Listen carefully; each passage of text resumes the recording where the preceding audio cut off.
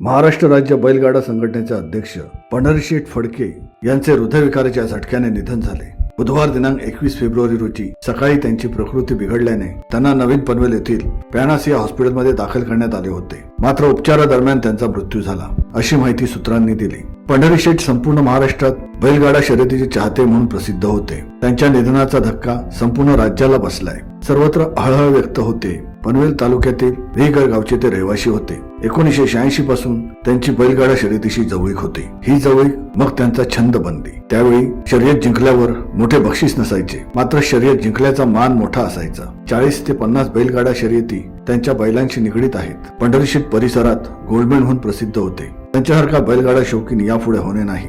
एक था टायगर असे त्यांच्या शौकीनतेचे वर्णन करावे लागेल. शिवसत्ता टाइम्स न्यूज चॅनल परिवारातर्फे त्यांना भावपूर्ण श्रद्धांजली.